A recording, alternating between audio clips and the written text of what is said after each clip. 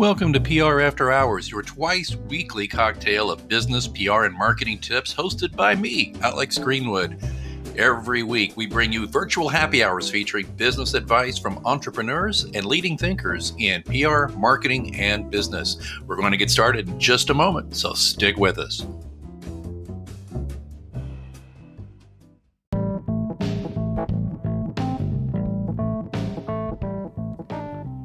Hi, this is Julie Cortez, freelance rock star, coming at you. You are listening to PR After Hours.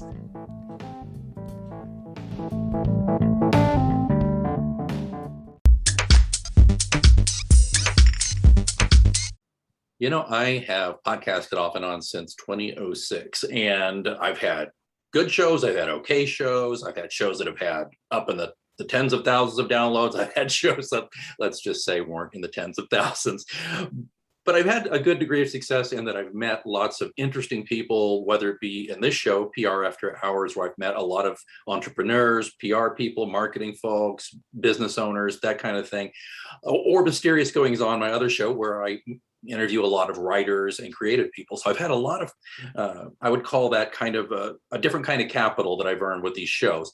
However, it would be nice if I could actually figure out how to monetize my podcasting as a host and as a guest. And if you're listening to this show, I have to wonder that you probably don't feel the same way, which is the main reason why I'm excited to welcome our guest today, Phil Pelucha. He is helping business owners level up using their story to gain market share, media coverage, and funding introductions. He's a former football player, a professional. And when I say football, Americans, we're talking what we would call soccer in Great Britain. He was both a coach and a player. And he had this wonderful career there. And then he moved on where he's had podcasting networks and he's done all kinds of great stuff. And we're going to listen to Phil today, give us a few tips on perhaps how to make podcasting a little more worth your while. Phil, welcome to the virtual lounge. Thanks for having me. It's going to be a lot of fun. I think so. Okay, what am I doing wrong, Phil? No, I'm just kidding. Here's what I want. So I think it'd be beneficial, and I didn't even give the name of your company because I want you to give it. But and I if you would briefly tell us about the name of your company. So I own an organization called Billionaires in Boxes. We're a business broadcast network. Everyone always wants to know where that name came from. And I imagine the audience are listening thinking, what on earth is this guy going on about? But it was originally a joke, believe it or not, which is another reason I like it. I like it for two reasons. I think everybody listening to this as a business owner or working in PR will appreciate both of these. Number one, the fact that it's my sense of humor wrapped into my business name, I enjoy that. It makes me smile, right? The second thing I like about it is the fact that everybody has an opinion on it. Everybody has an opinion on the name Billionaires in Boxes. I've never had a brand name before where people feel compelled to say, here's what your brand means to me. And it's like, oh, that's quite cool. I like that. But no, it was a joke. I mean, we got picked up. We had a podcast series. That was then a radio series. And then we got picked up for our first television series, and we needed a name for the show. And everything I suggested, like, they absolutely hated. And I mean, like, they detested it. Like, I was almost banned from making any more suggestions about the name of my own show. And so I did what most British people do, and I started taking the piss. Sorry if you have to beat that out. I just like joking around like, oh, screw it. So I was like, how about Billionaires in Boxes? Because I grow global empires from home and I rarely put on pants. And they were like, oh, we really like that. And I was like, it was a joke. And it became so popular that people started to know me as the Billionaires in Boxes guy before they even knew my name. In fact, most people will talk to us about our very first TV commercial in Southern Africa, which was us walking down the town hall steps in Pretoria in a suit jacket, shirt, tie, socks, shoes, and boxer shorts. And it was us walking down the steps. Like, that was how we announced the show. And people always talk to me about that. They're like, do you still do that? And I was like, it wasn't like an everyday thing. Like, it was an advert thing. Like, I just forgot to wear my trousers one day and I was like, screw it. I kind of like this look. Well, yeah, which is why I said, you would briefly talk about boxers. And I was going to also, my other joke I had ready was, well, let me be the American unit for your company, and I'll be, billionaires in briefs, because that's typically what I wear. Anyway. Enough of that underwear talk. The important thing is, folks, if you're listening carefully, is that this gentleman has made podcasting more than just a side hustle. It's become your whole deal. You've branched out into television, radio, the whole thing.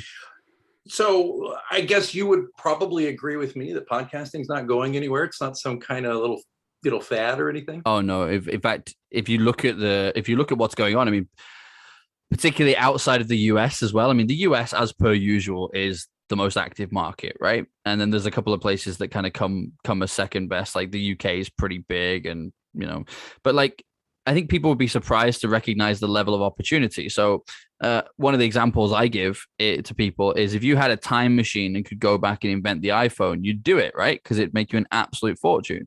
Well, you do have a time machine. It's called international business, because Africa, for example, the number of podcasters last year in Africa doubled, but they're still 10 years behind the US market. So if you want to know what it's like to travel back in time as a business model that works, it's look at who was making money 10 years ago in the American market, look at who's making money today and what they're doing, and then go and apply that back into additional markets. It's an incredible way of cleaning up. And actually, that's before we even talk about the whole international credibility and domestic dominance thing, which is something that I've played with for years, which is, if you're recognized as the best in the world at what you do globally, your domestic market become lucky to have you. Your prices become far more attractive as far as you're concerned. Competition seems to just fall by the wayside, because it's like, okay, there's 3 SEO agencies in the space of a mile that do what I do, but I'm the one that's known worldwide. Right. Well, evidently. Well, let me ask you just a kind of a quick couple of pre-questions before we get into some of your tips on monetization.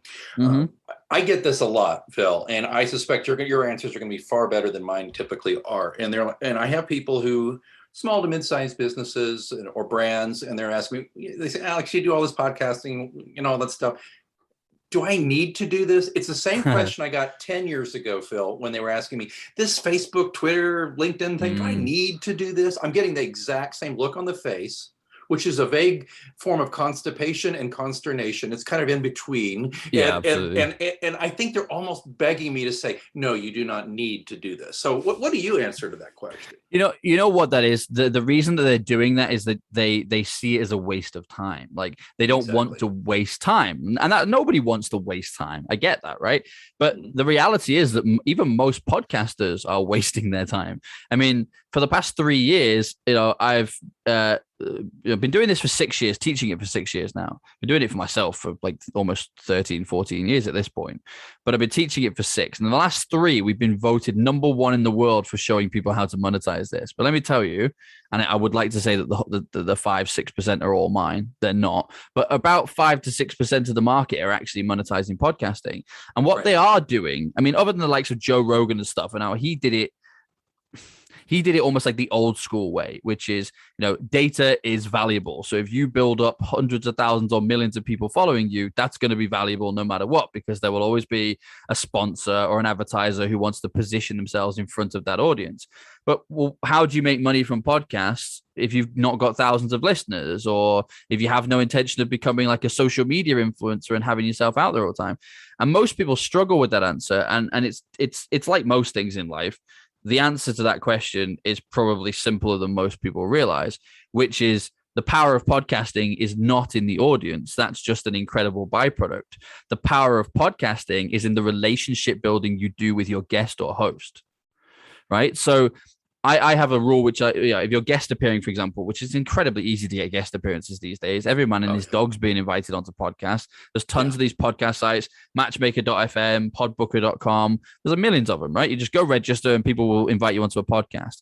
But be forewarned, that's how you end up talking to me 2 years' time saying, I've done hundreds of interviews and made no money. What am I doing wrong? And the answer is, you're not positioning it in front of the 3 Ps. So the 3 Ps in my world are purchaser, partner, or promoter. Are they going to buy your stuff? Are they going to recommend and introduce you to people who are going to buy your stuff? Or are they going to give you a stage or a platform to introduce you to more of the first two? If the answer is no to all of those P's, don't do it. Now you're just doing it for vanity metrics. Now you're wasting your time. Man, this is interesting. I can only talk about my own experience if I could, not trying to be vain here, but I typically turn down opportunities, and it's because I am busy. I have a lot going on. And I'm also in the process of evaluating both of my shows about whether I'm going to continue them as is, because I believe the other show I do has been around since 2016, and it's more of a labor of love. This show has been around 2 years in January. So I have to decide if those three Ps are working for me in any way, shape, or form. But I've noticed, though, that when I get invited on a lot of podcasts, I hate to be kind of jerky with people, and I'm not rude or anything, but I just really don't have time. And maybe that's wrong with that. Well, no, but maybe that's a nice way of me just saying I checked out the show. It looks kind of unprofessionally done. The sound quality is crap. I don't have time for that, I guess, is the point. Yeah. Because they're not reaching anybody, right? Well, this but this is where it comes down to. So even if that podcast has 0 listeners, it could still, and crappy sound quality, it could still be of value to you if that person's going to become one of the 3 Ps, right? So I've had people come to me and say, listen, Phil, I've done the Dr. Oz show. I reached 2.5 million people. I got no sales. What the hell am I doing wrong? But then I can introduce them to a podcast that's got 10 listeners and they do a $10,000 deal with the host. So essentially, think of it this way, right? If you were and this is what I like to get people to imagine, right? So you can follow along at home, boys and girls.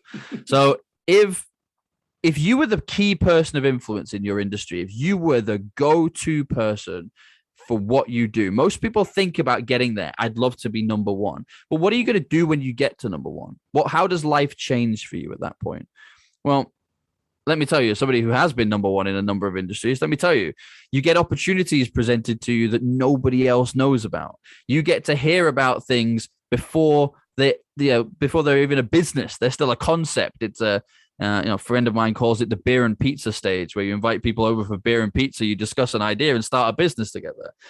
You get joint venture opportunities. You don't have to look for all your own customers because you have a referral network of people who are confident to refer business to you.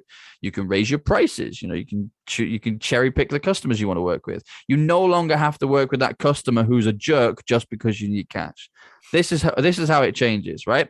So now you have the ability to pick up the phone and talk to anybody you want to, whether you know them or not, start a relationship with them and do business together. Now you have that ability because you're number one. Podcasting gives you not only a fast route to achieving that, but it gives you many of the same skills and resources. And if I call up Alex and say, hey, Alex, I'd like half an hour, 45 minutes, an hour of your time to discuss PR, he's going to say, sure, here's my invoice, right? But if I say, can we have half an hour, 60 minutes on a podcast to talk about you and maybe explore if there's an opportunity for us to do business together, he's saying yes to that every single day of the week. Absolutely. And then again, most people are like, well, how do I pitch myself onto a podcast? Well, it's because you're trying to pitch the audience. What you're thinking is they have an audience of 100,000 people that I want to speak to. So I'm going to say, hey, I'd be great for your show. They're going to realize that you've got nothing to give them in exchange for the fact that they're giving you an audience. And it all becomes, that's where the pay to play model came from, with people charging you to go on podcasts, which I hate, by the way, because if you're charging someone to come on a podcast, you've not understood the power of podcasting. But my point about this is this, right? If you approach it in a completely different manner, if you start inviting people onto your podcast that are your own customers to elevate them and get customer testimonials, people you want to learn from, so you invite them for like a free mentorship session, or people you want to onboard as a customer or a partner, your podcast is now producing you money. If when you a guest appear, they're always a purchaser, a partner, or a promoter, you will always win from your guest appearances. Now, over the last year, bearing in mind we've just come out of COVID and all that kind of crazy stuff as well, we've done circa $10 million US in additional sales from podcast relationships for us and our customers. At $0 in ad spend, $10 million made in creating of relationships. Incredible. Wow. But like, I don't want to play this down, because I'd love to sit here and say I'm a genius, right? But I'm not. The reality is, if you think back to business in the 80s, I'm not old enough to remember that. If you think back to business in the 80s, it all came down to, how powerful is your Rolodex? Companies would hire you. You would get a job that will feed your family and pay your mortgage and pay your holiday and your car on the power of your Rolodex. It was all about who you know, not what you know. And with technology, that seemed to disappear, because then it was all about, do you know how to create a Facebook tracking cookie that stalks my victims around the internet and keeps showing them my advert, right? And it became less about relationship building. Right. All I'm suggesting is that we use technology to its fullest potential, and I network internationally with the people that I want to work with. I own a PR firm in New York, and there's like 1,000 others, so I keep competing on price and having to write a tender every 5 minutes. Well, guess what? There's a hell of a lot less of them in Sydney and Melbourne, Australia, where they also need PR experts. And now I can meet those people on a podcast by getting them on, having a chat with them. They get excited that a top New York PR firm's taking care of them, so they pay you a premium, and you just get to avoid all of those people. You're not a tree. Move. And it's never been easier, I'm thinking about that, and I think that the area where I've done well in podcasting is at least learning a lot of things and networking with people. And I have done on both shows, received paying clients through either one of the shows. Okay. Yep. But it's not been my sole business model, and I've not thought about monetizing it that way. So that's what I have some work to do on that. I teach people how to monetize on the way to being able to monetize. So look, full disclosure, when I had my sports podcast, all of our money was made through advertising and sponsorship. It was great. Loved it. Absolutely loved it. It was brilliant. We kept giving freebies, and it was great. I felt like a hot chick, right? Everyone was buying me drinks. No one ever buys me a drink. So, it was like that. And I loved it. Absolutely loved it. But we got there because we were talking about sports, and we were one of the first in the market to do so. So it was really easy to grow an audience because there was a massive appetite for it. Now, I reckon you're going to struggle to find any niche in podcasting that doesn't have at least 10 competitors already. So if you think about it, unless you've got that time machine, the sponsorship and advertising route is kind of a bit crowded right now, and you're going to need to grow your audience before you can start charging that. So are you going to be one of these people that just makes 10 podcast episodes and goes, it's not making me any money, this is stupid, it's going to take me forever to build an audience, I can't be bothered with this, it's too much work? Or are you going to be the person that says, I couldn't care less if nobody was listening to this podcast because I'm winning from the relationship? That is so true. But, let's go back to Vanity for a second. I know people, I actually have helped one way or another. I'm not taking any credit, but helped one way or another, help other podcasters get started, whether I help promote them or gave them advice, etc. And a couple of them have got into the 1 million download range. And it's very hard for me to look at that. I'm happy for them, proud for them. I get that. But you're a little envious because you're like, I'm every bit as talented a podcaster as they are, but I just didn't hit yet, or I say yet.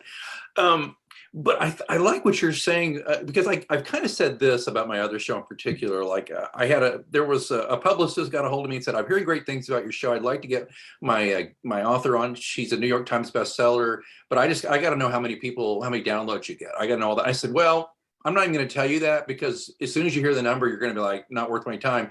But the thing you're missing, I told the publicist, it's quality, not quantity. You're going to get, I'll just throw a number out here. You may not get, Joe Rogan, 100,000 listeners, in general, who don't really care as much about books and all that. You could get about 1,000 people who are passionate about books and will be listening. So that's kind of what you're saying, I think, to a degree, right? Oh, 100%. I always say it's much better to be famous for 500 of the right people than 5 million of the wrong people. And most businesses, it's funny, isn't it? It's like a sledgehammer to crack a nut kind of thing. And it doesn't work in any other form of society, but for some reason, as business, and particularly in podcasting, people seem to think that this is what we do. It's let's go bigger, right? Yeah. If 1 million people know who I am, then I'll be doing well for business. No, not necessarily. Right. So, I'll give you a great example, right? Are you happy to talk about your business on the podcast? Because I don't want to ask you questions about customers and capacity and all that kind of stuff. Are you fully comfortable talking about that stuff? Sure. Yeah, absolutely. Right. So I won't ask you any private questions, but let's just say your main service that it is that you're looking to push out to customers and provide to them. Give me a ballpark figure of an amount of money, whether it's a monthly retainer, whether it's an annual thing. Give me an idea.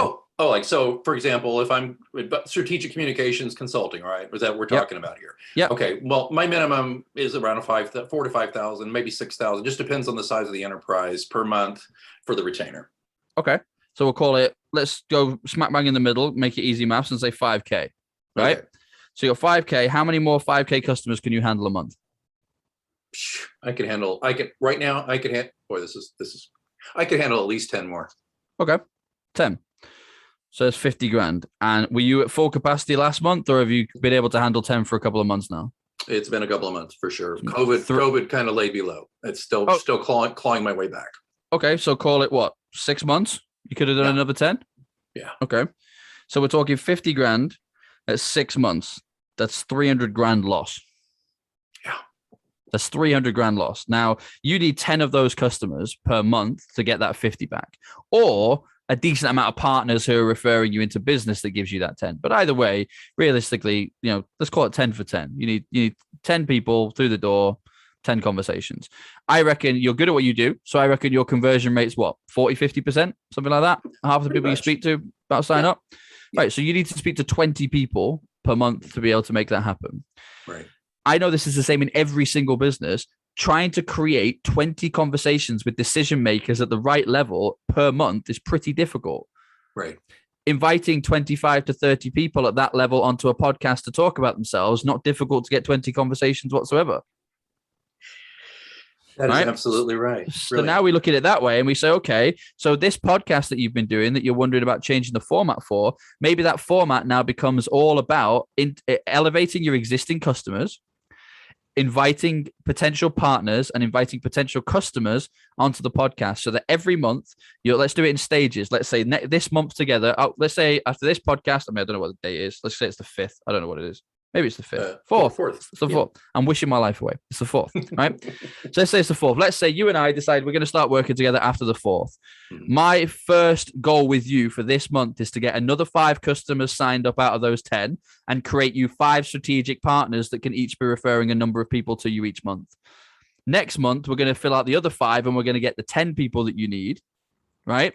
Mm-hmm. And on top of that, we're going to add another 5 people doing strategic alliances and firing people over to you. So now you're looking at something else. By month 3, you and I are having a conversation to say, you're now at capacity.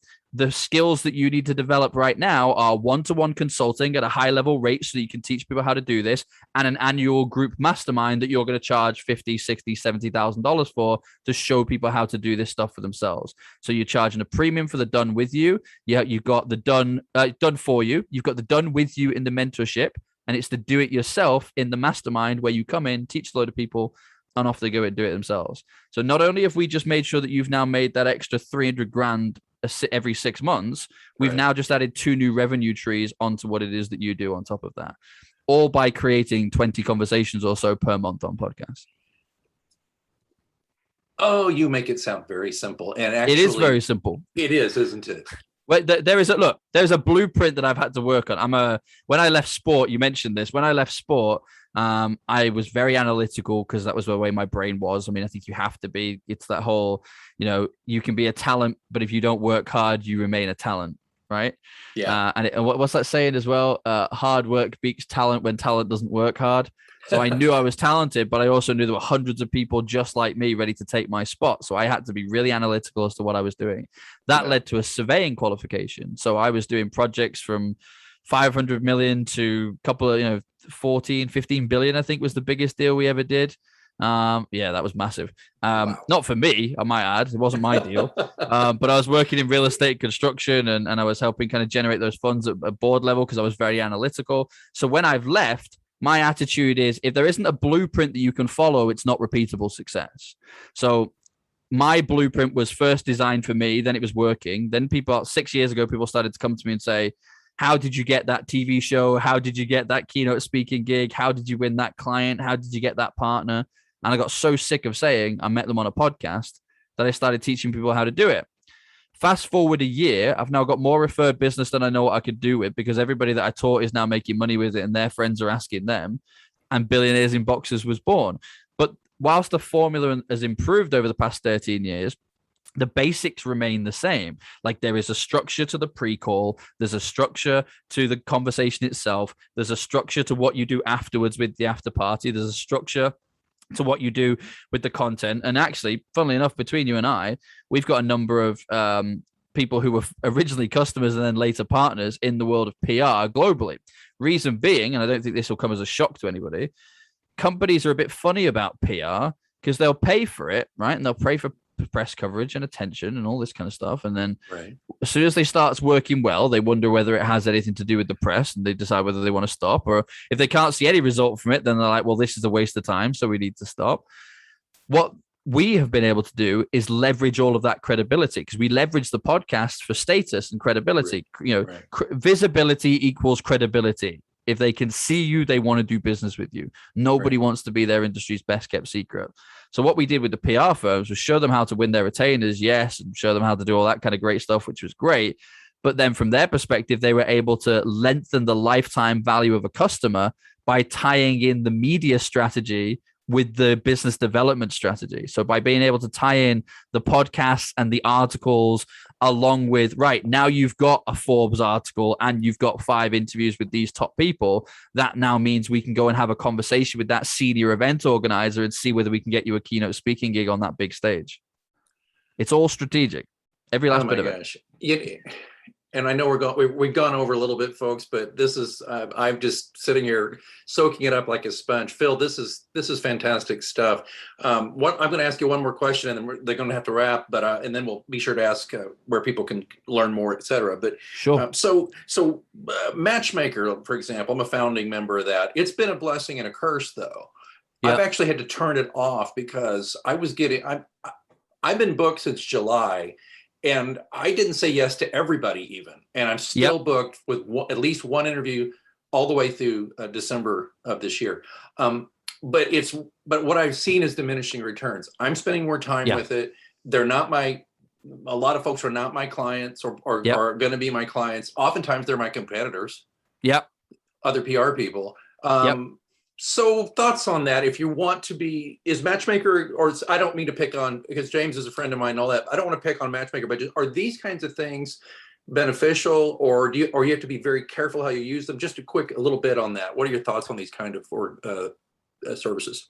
I love James, actually. So James is about 30 minutes down the road from me. In fact, he was on my TV show last year, which is pretty fun. I like James. I knew him from his radio and pod.co days and before Matchmaker came. I mean, I love the fact that Matchmaker's taken off so much. But what I would say about things like Matchmaker and Podbooker are that they're only as good as you make them, right? Like garbage in, garbage out. So if you're saying yes to everybody, you're going to get a load of nonsense out. But if you're being really picky with it, you're going to be fine. It's kind of like saying, I've said yes to everybody on Tinder. Why aren't I married yet? And it's like, because you need to be a bit more targeted. You know, you can't just keep putting out. But you might be having fun. You're going to be having a lot of fun, but you're not going to be married, right? You might be down the STI clinic for all I know, but you're going to be busy. But it's like, Facebook, I mean, particularly for women listening to this, I mean, men as well, but to a certain extent, but certainly women, if you're an attractive woman on Facebook, you're getting battered by people trying to send you friend requests that you've never heard of. You don't know who these people are. If you just accepted them all, what would the quality of your timeline be like? What would the quality of the messages that are taking up your time be like? They'd be shocking, wouldn't they? Whereas that goes back to you should be famous for the 500 of the right people, not 5 million of the wrong people. Right. So for me, Matchmaker is a phenomenal tool when used properly.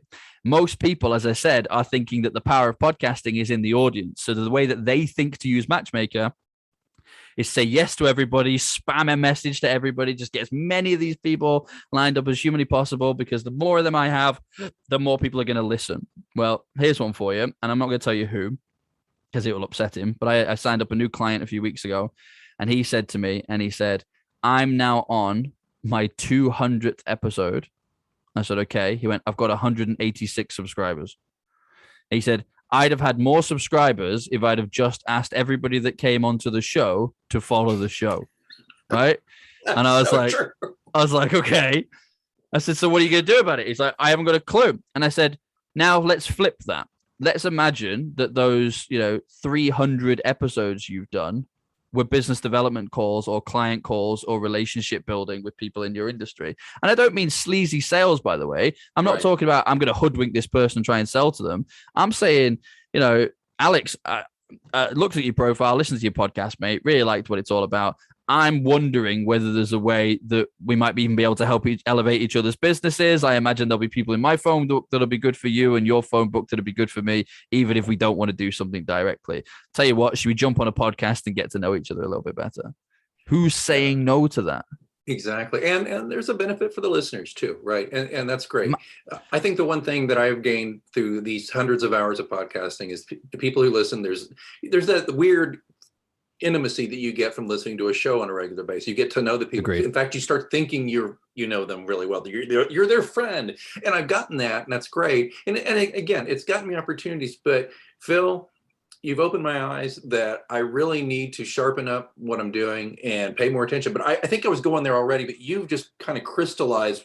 Remember, I said earlier, I've got to change what's going on here. I cannot continue to do. Yep. And listeners, by the way, I love all of my guests. Well, most of my guests, they've been great. But Phil is right. I've got to focus more on using it to attract business. So there will be some changes being announced. But Phil, I appreciate that. I did do one thing on Matchmaker. They've got it now where only like pro members can connect with you if you tick that box. Yeah. To me, they've got a little more invested in it than just somebody's an Correct. insurance salesman in Poughkeepsie, who wants to talk and all that. And I'm very, very wary of anybody who just their pitch to talk on the show it's like basically a commercial for them. If you're not offering help, forget it. Yeah. It's certainly not what I teach. My attitude right through my ethos and from what I teach is that when you're on podcast building relationships with people, of course, the audience are listening. So your job is to provide so much value that they say, if this is what I get for free, what do I get when I pay him? You also explode the really nasty stereotype that footballers aren't smart. I didn't play long enough. There wasn't enough head injuries, clearly.